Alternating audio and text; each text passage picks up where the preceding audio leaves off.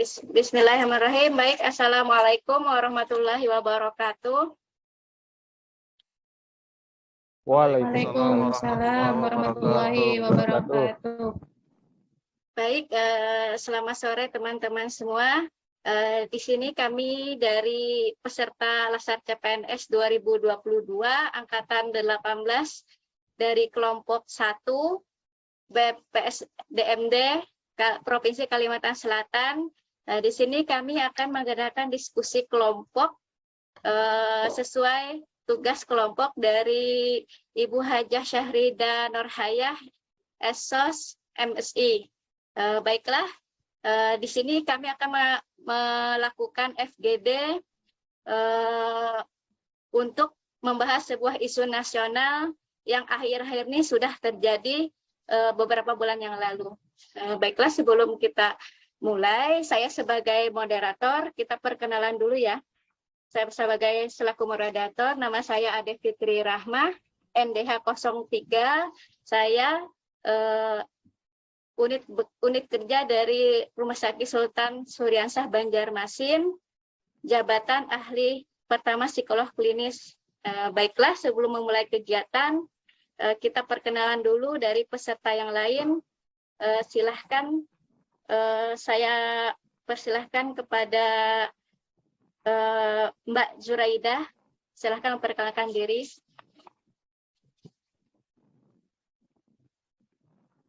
Baik, terima kasih atas kesempatan yang diberikan. Perkenalkan, nama saya Zuraidah Mutia.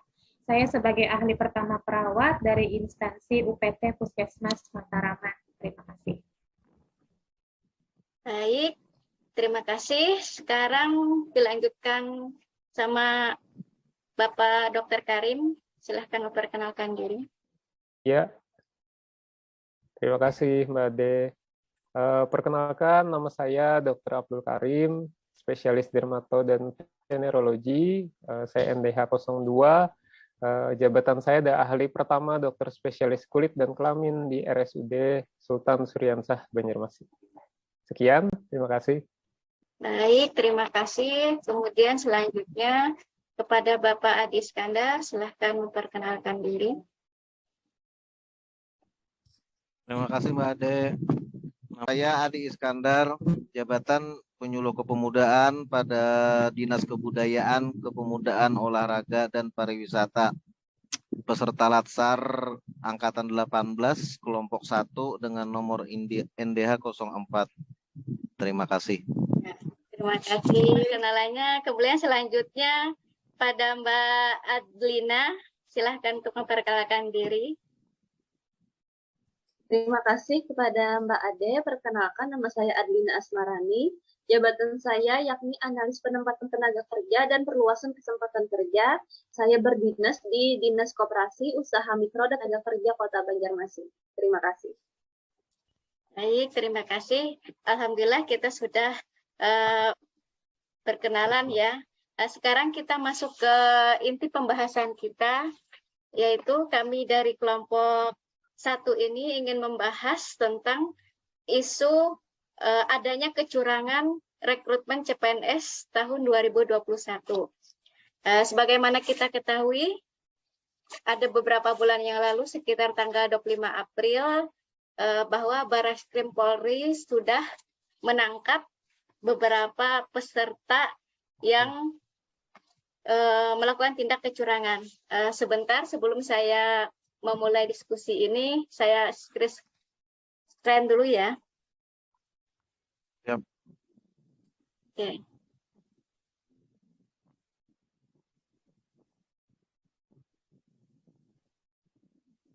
Teman-teman, sebelum kita memulai, ini tanggal 25 April yang lalu, baru beberapa bulan yang lalu ya, sekitar 2 bulan ini, ternyata memang dari sebuah portal berita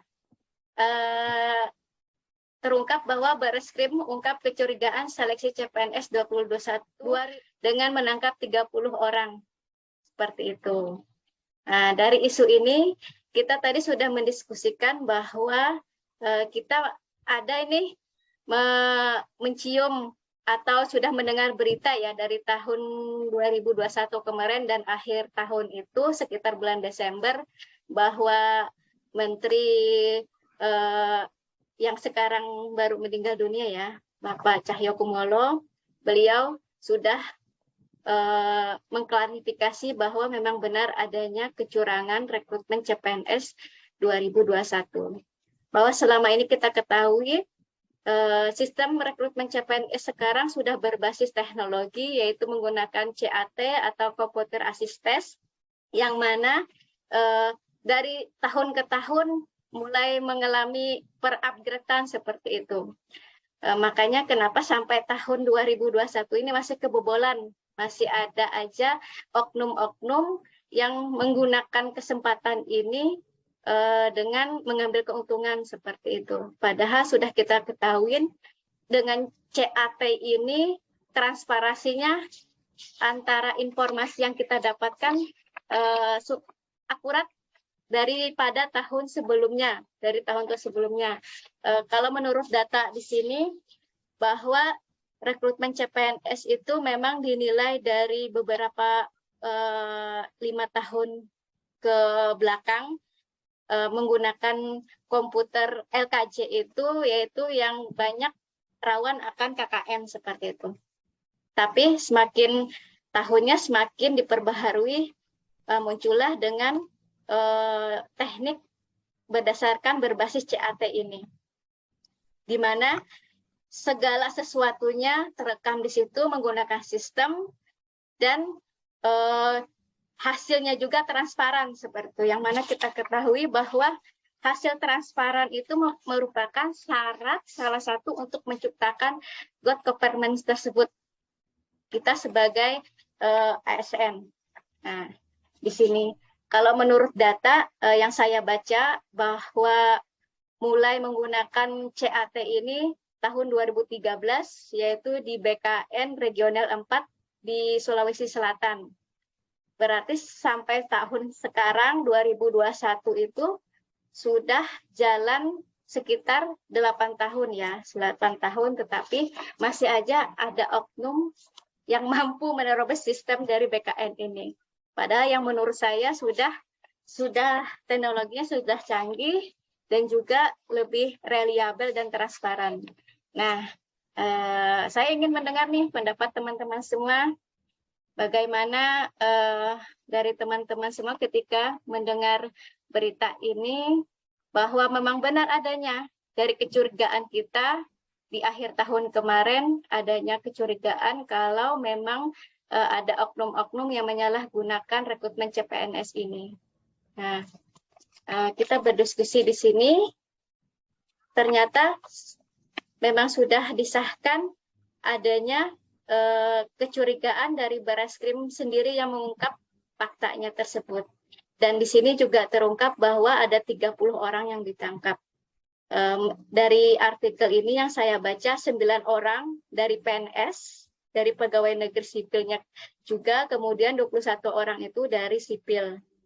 Nah, silahkan siapa yang mau berkomentar duluan ketika membaca artikel ini bahwa benar adanya kecurangan tersebut.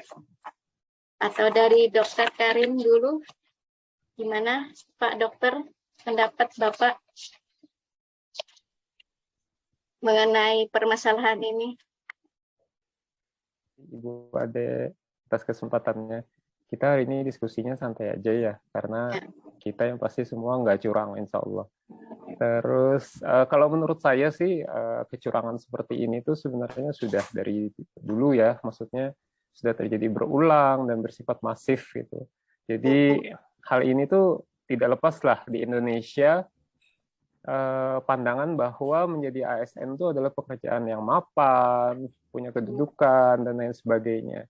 Jadi masyarakat yang dengan tingkat pendidikan masih sempit ya pola pikirnya, berpikir apapun akan dilakukan untuk menjadi ASN gitu kan, termasuk kecurangan-kecurangan tersebut.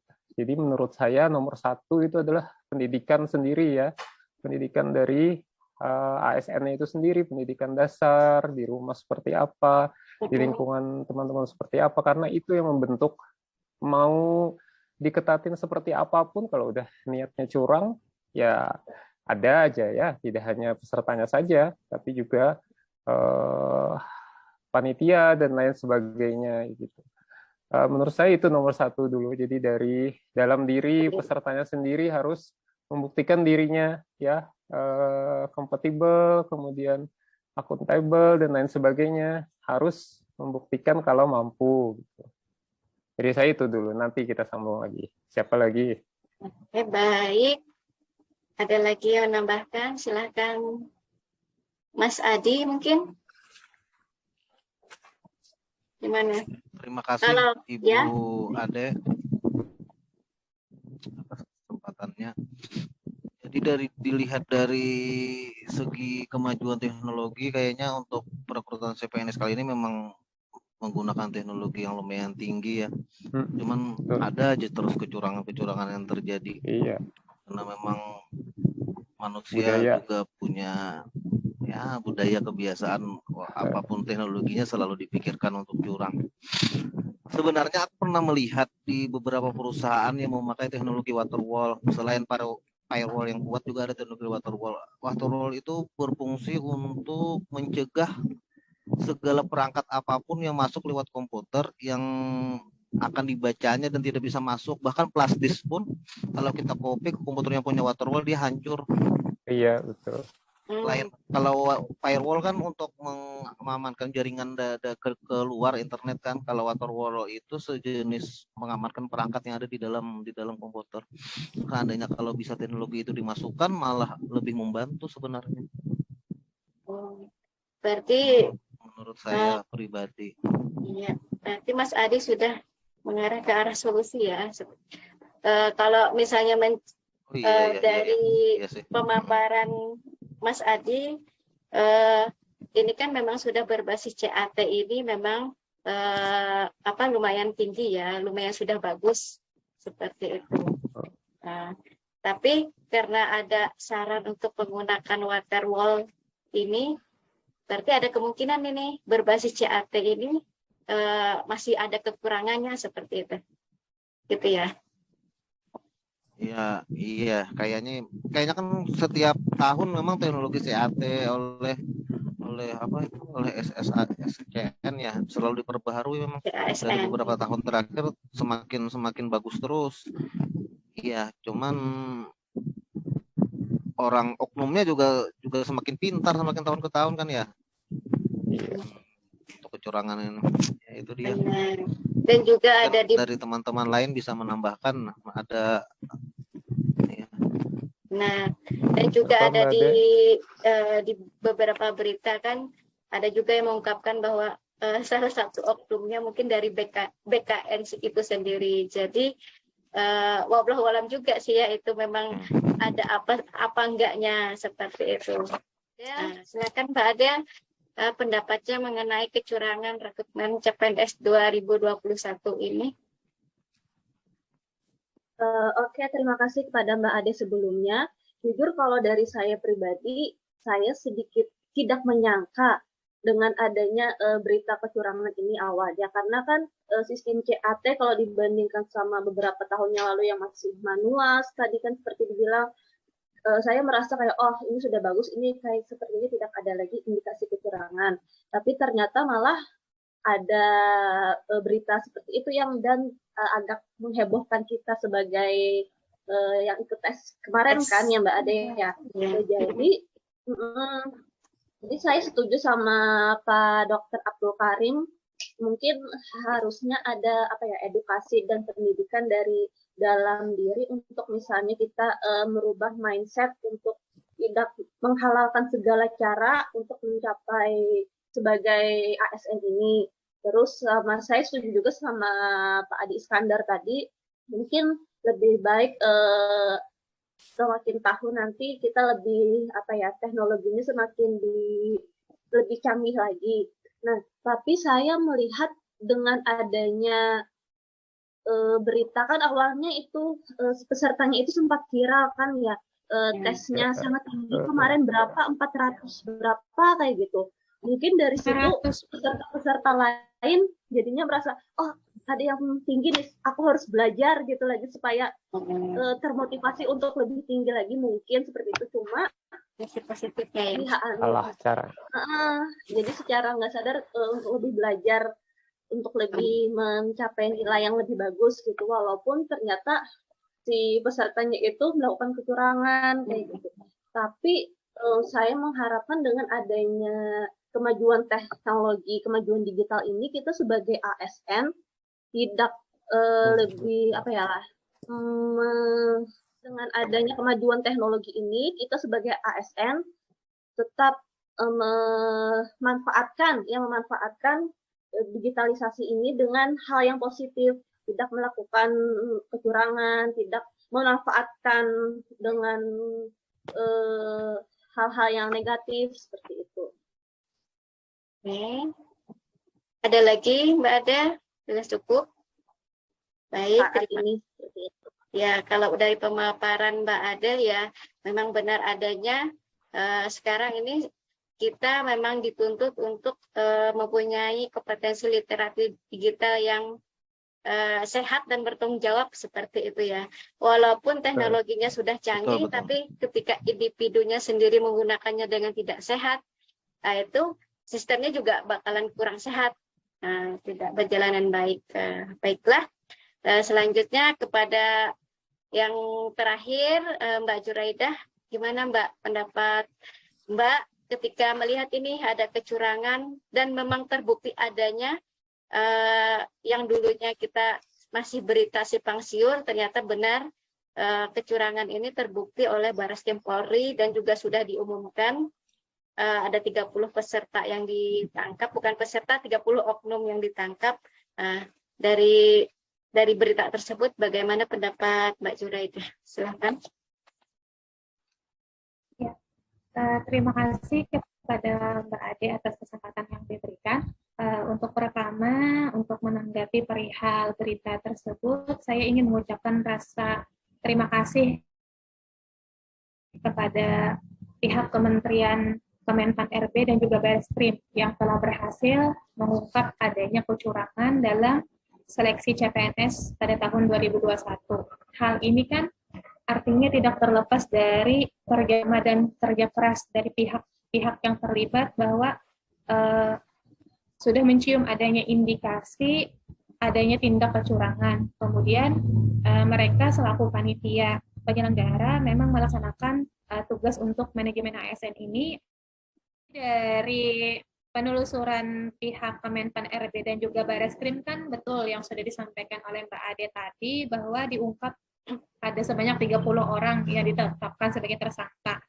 Di dalam kasus ini kan kalau sepanjang saya mengikuti kasus tersebut, diketahui ada sebanyak 359 orang calon ASN ini sendiri yang di blacklist atau didiskualifikasi karena terbukti melakukan tindak kecurangan. Nah, di sini kan saya sepakat dengan apa yang disampaikan oleh Dr. Karim di awal tadi, bahwa memang banyak sekali individu yang ingin menjadi seorang ASN, bahkan sampai menghalalkan segala cara.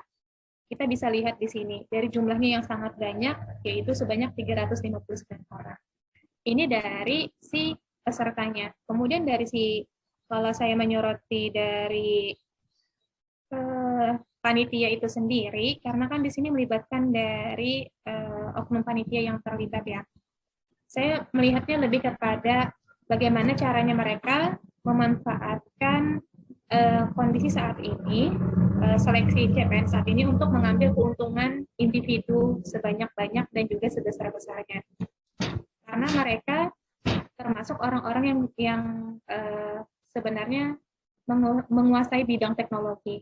Karena kan dari modus operandinya sendiri mereka menggunakan remote control, maksudnya mereka mengontrol jawaban, ya bisa mengakses komputer si peserta tersebut untuk memilih jawaban yang paling benar, sehingga pada hasilnya kan memunculkan nilai para peserta ini yang sangat tinggi.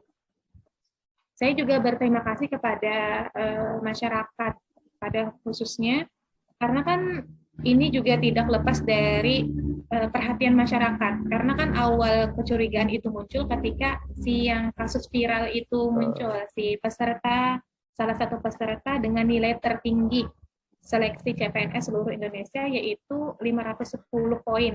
Sementara si individu ini sejak beberapa kali mengikuti tes CPNS setiap tahunnya tidak pernah meraih nilai passing grade. Jadi ada kecurigaan dari masyarakat kok dia bisa tinggi seperti itu, digalilah oleh masyarakat. Kemudian dilanjutkan oleh pihak berwajib dan memang terbukti melakukan tindak kecurangan. Jadi di sini kan kita bisa lihat nih, masyarakat kita sebenarnya sudah pintar menilai. Begitupun dengan calon peserta ASN yang lain, mereka juga ikut andil dalam sistem birokrasi. Itu saja sih Mbak Ade. Jadi saya sangat berterima kasih dengan adanya kasus ini. Sebenarnya kita belajar bahwa kita memang perlu kerjasama berbagai pihak, berbagai stakeholder untuk benar-benar menciptakan sistem rekrutmen atau manajemen ASN yang sehat, yang memang bebas dari kecurangan, bebas dari KKN dan juga intervensi. Itu saja. Di pendapat teman-teman semua bahwa memang ketika adanya kecurangan ini tentunya kita kecewa ya, kecewa mungkin sebagai salah satu kita dari berlima ini juga peserta CPNS tahun 2021 di mana memang kita sudah mengetahui bahwa berbasis CAT ini juga memang teknologinya sudah canggih secara transparan, di mana ketika kita mengikuti tes SKD maupun SKB nilainya juga langsung terlihat seperti itu. Tetapi semakin teknologi ini semakin canggih, tetapi semakin canggih juga ini individu orang untuk mengoperasionalkannya seperti apa. Tadi ada beberapa pendapat dari teman-teman semua, yaitu yang pertama memang kita dasarnya secanggih apapun sistem yang kita gunakan, ketika individu ini belum kuat dengan adanya pendidikannya mungkin berawal dari rumah, di situ dia bisa menghalalkan segala cara untuk mendapatkan apa yang menjadi keinginannya seperti itu. Baiklah, kita dengan diskusi ini berarti kita setuju ya memang bahwa adanya kecurangan rekrutmen CPNS ini tahun 2021, bahwa memang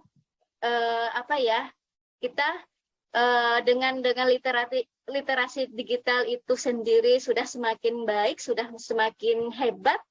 Ternyata dari kalangan ibaratnya PNS-nya juga sendiri yang memang sudah bisa melakukan hal-hal yang tidak kita inginkan.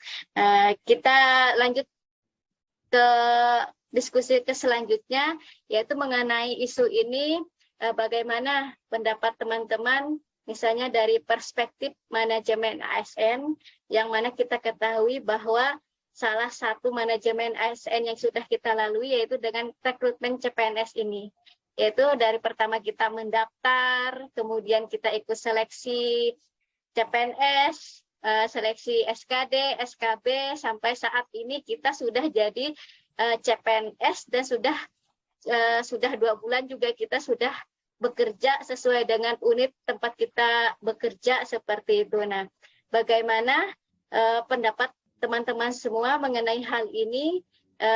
Kalau kita mengaca pada sistem manajemen ASN ini, bagaimana seharusnya yang harus kita lakukan biar ke depannya isu-isu yang seperti ini bisa kita minimalisirkan lagi atau bahkan kita hilangkan seperti itu. Walaupun tadi kata Dr. Karim, memang setiap tahun pasti ada nih kecurangan-kecurangan seperti itu. Tetapi dengan adanya manajemen ASN, bahkan smart ASN itu bisa saja hal itu kita kita halangi kayak gitu. Kita minimalisirkan lagi supaya tidak lagi terjadi kecurangan-kecurangan di tahun-tahun berikutnya. Seperti itu. Baik. Ada yang ingin berkomentar terlebih dahulu bagaimana langkah-langkahnya seperti apa biar nanti kita bisa memberikan sumbangsih kita kepada ya ibaratnya dari kelompok kita dulu di sini kita mengangkat isu ini, berarti artinya kita mampu menyumbangkan sedikit solusi kita seperti itu untuk kedepannya seperti apa. Silahkan, mungkin dari siapa dulu yang mau buat komentar? Bang Adi. Terima kasih Mbak Ade. Sebenarnya perlu kontrol yang ketat terhadap manajemen ASN ini. Kontrol ya, lebih ke arah kontrol. Ya, baik dari segi rekrutmen maupun dari segi panitia penyelenggara. Betul. Itu sih menurut saya, mungkin bisa diperjelas dan ditambahkan oleh yang lain. Pasti ada saja celah untuk menembus sistem tersebut. Jadi intinya kita lebih kalau untuk menghapus kasus-kasus seperti ini atau persoalan-persoalan seperti ini memang sepertinya tidak akan pernah bisa. Ya, perlu waktu lama. Lebih kepada mungkin untuk ini menjadi PR kita bersama sebenarnya. Baik itu dari panitia maupun kita sebagai warga negara Republik Indonesia, bagaimana caranya kita menciptakan birokrasi individunya masing-masing. Kemudian kembali ke maksudnya kan iya ibaratnya ini seperti hubungan timbal balik, seperti hubungan yang dianggap saling menguntungkan. Ketika si peserta berharap dia ingin lulus menjadi seorang PNS, kemudian di sana terbuka celahnya dari orang-orang yang punya akses untuk meluluskan orang-orang ini. Itu tadi kita sebut saja di sini panitianya. Mereka punya 1001 cara bagaimana caranya membantu si oknum ini, si orang ini untuk bisa masuk menjadi salah satu PNS.